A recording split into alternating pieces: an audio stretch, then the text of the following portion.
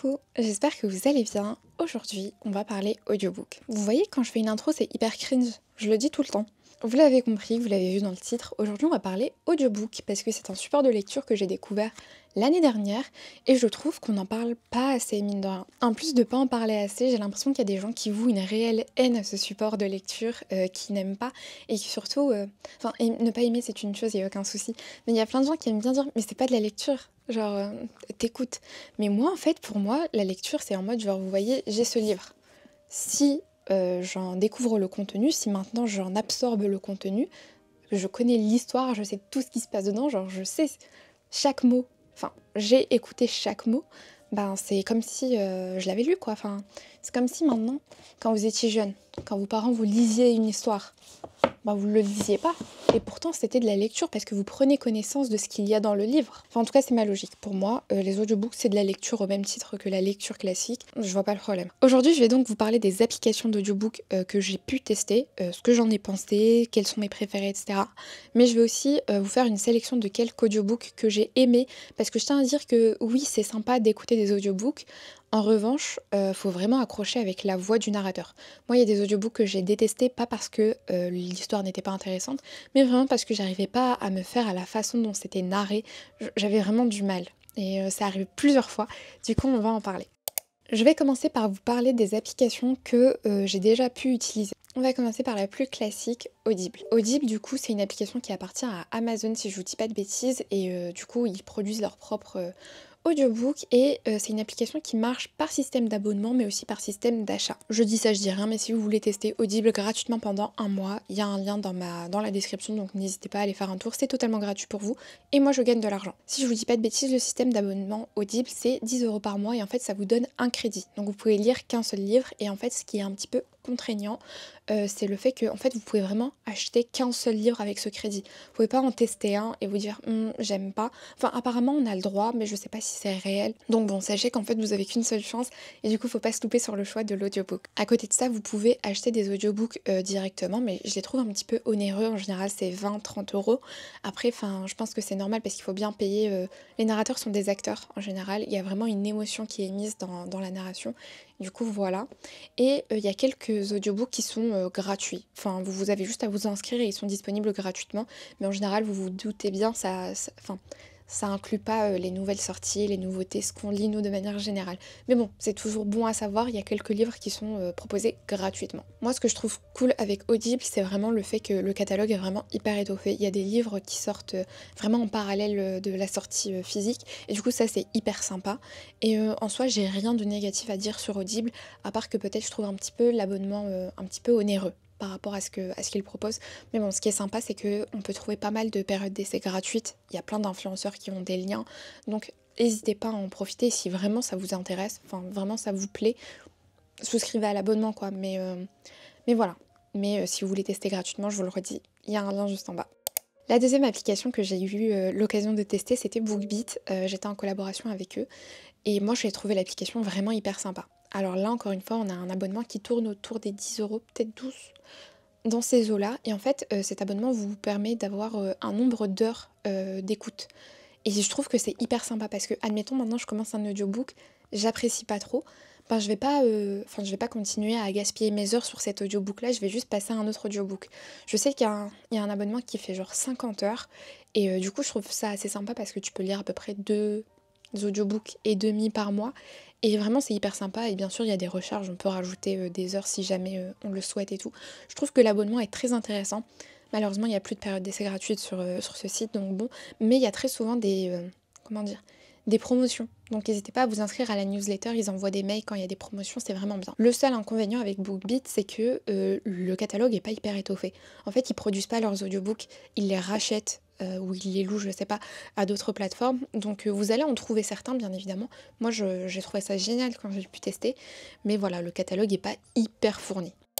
On a ensuite l'application Nextory. Je vous avoue que je ne l'ai pas trop testé, j'ai juste été me renseigner pour la vidéo.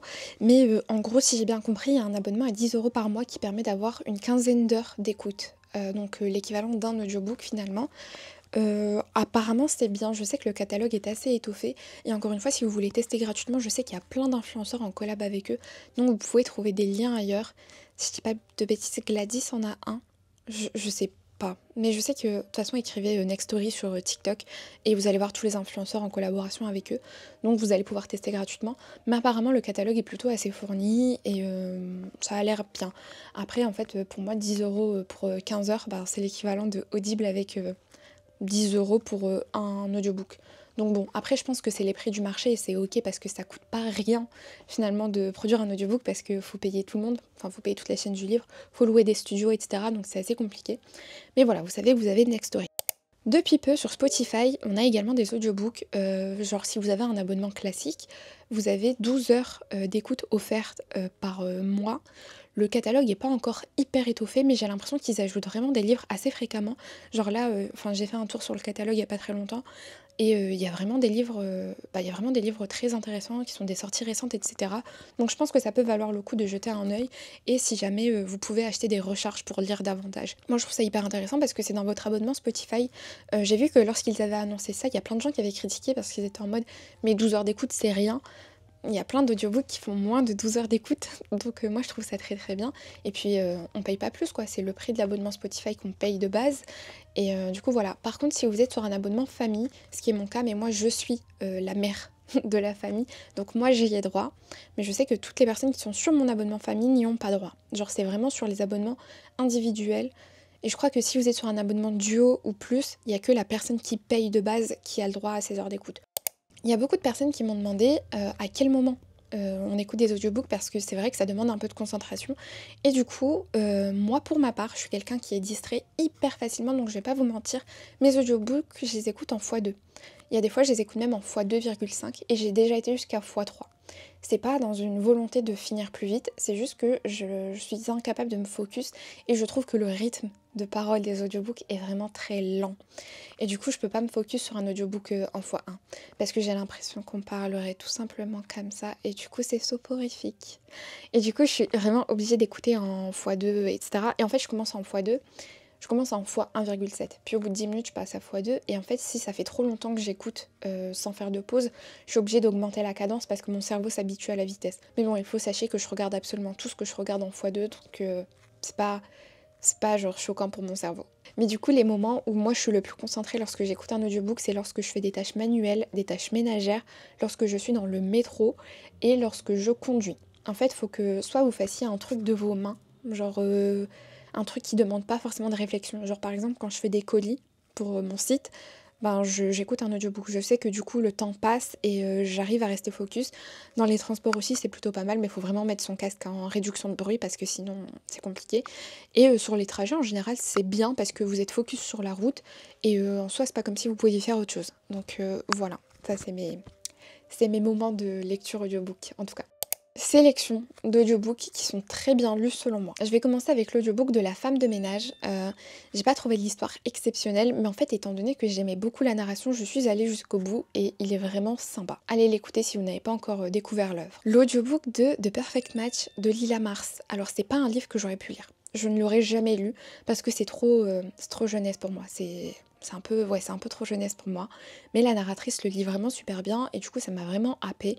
Et moi j'ai adoré, enfin j'ai bien aimé sa façon de raconter. L'audiobook de The Book of Ivy, tome 1 et tome 2, je crois qu'il y en a 2 de toute façon, ou 3 peut-être. Je sais pas, mais en tout cas la narratrice raconte très très bien et du coup j'ai été assez happée par l'histoire alors que je pense que j'aurais pas pu le lire. Mine de rien, l'audiobook de La vie invisible d'Adi Larue, j'ai pas aimé l'histoire, mais la narratrice racontait plutôt bien et du coup ça a fait que j'étais quand même assez dedans, donc je vous le conseille. L'audiobook de Insomnia de Léa Nemesia, franchement la narratrice raconte super bien et c'est un narrateur lorsque c'est les parties de Stan et moi j'ai bien aimé leur façon de narrer, donc je vous conseille vraiment l'audiobook. Attendez, je regarde en même temps les audiobooks que j'ai écoutés. Alors, l'audiobook de The Fine Print de Lorraine Asher, je vous le conseille pas. Catastrophique, surtout les voix du gars, horrible, j'ai détesté. L'audiobook de L'héritier trahi, j'ai pas aimé l'histoire et même l'audiobook a pas réussi à me faire rentrer dedans, mais objectivement c'est bien narré. Genre c'est pas l'audiobook le problème, c'est vraiment l'histoire selon moi. The American Roommate Experiment, non. J'ai détesté l'audiobook. J'ai vraiment un problème avec la narratrice. Je crois que c'est également la même qui avait fait de Spanish Love Deception. C'était mon premier audiobook, j'ai détesté. je sais pas si c'est parce que j'aime pas l'histoire, mais je trouve que la narratrice a trop de manières et du coup j'aime pas. L'audiobook de The Bucket List de Alice des Merveilles, moi j'ai adoré. Je trouve que c'est hyper bien narré et je pense que c'est une histoire que j'aurais peut-être pas lu jusqu'au bout parce que je l'ai découvert trop tard par rapport à mon âge et je pense pas être le public visé. Mais l'audiobook a fait que je suis restée jusqu'à la fin et je pense que je vais écouter l'audiobook du tome 2 et du tome 3 parce que je sais pas si j'arriverai à le lire, donc vraiment je vous le conseille. J'ai lu aussi l'audiobook du thé pour les fantômes et moi j'ai détesté. Mais je pense que c'est très personnel parce que la plupart des gens que je connais qui l'ont écouté ont adoré, donc m'écoutez pas. L'audiobook du chant des voiles, j'avais pas aimé. En fait, je pense que j'aime pas l'histoire aussi non plus, mais j'ai pas du tout aimé la façon dont narrait l'actrice. J'ai vraiment eu beaucoup de mal et genre je me suis vraiment fait violence pour aller jusqu'à la fin. Je me suis fait violence parce que c'était un crédit Audible et que du coup en fait c'était pas récupérable. Et du coup je me suis dit vas-y pour le prix quoi, enfin autant aller jusqu'au bout. Ah, les audiobooks de Un sort si noir et éternel, mais toute la trilogie. J'ai adoré, c'est hyper bien narré, surtout le tome 2. Le tome 2 ça a été un coup de cœur, autant dans l'histoire que dans la narration, du coup je vous le conseille vraiment. J'avais écouté l'audiobook de The Witcher. En soi, je trouve que la voix fit avec l'histoire de manière générale et voilà, c'est quelque chose de très masculin. En revanche, lorsqu'il prenait la voix des femmes, c'était une catastrophe. J'ai détesté, c'était tellement horrible. Ah, je pouvais pas. Ah, mais il y a plein, je suis en train de découvrir plein d'audiobooks là sur Spotify, comme quoi ils ont encore ajouté des choses à leur catalogue. Vraiment, je vous conseille vraiment d'écouter sur Spotify parce que, comme je vous l'ai dit, ça fait partie de votre abonnement. Du coup, voilà, c'est tout pour ma sélection d'audiobooks. Je sais que l'audiobook de Une braise sous la cendre est bien, mais moi, je vous conseillerais toujours de lire cette saga parce qu'elle est trop incroyable. Faut la lire. Mais du coup, voilà, c'était tout pour ma sélection d'audiobooks et c'était tout pour mes conseils sur les audiobooks. En tout cas, j'espère que si vous n'avez pas encore testé, vous allez sauter le pas parce que je vous jure que c'est trop bien les audiobooks. On s'en rend pas compte tant qu'on n'a pas testé et tant qu'on n'a pas trouvé un audiobook qui nous fait vraiment ressentir quelque chose, mais c'est vraiment trop bien. Moi c'est un support de lecture dont je peux vraiment pas me passer parce que je trouve que c'est trop pratique. Quoi qu'il en soit, merci d'avoir regardé cette vidéo jusqu'au bout. Je vous dis à dimanche, donc passez une bonne semaine d'ici là.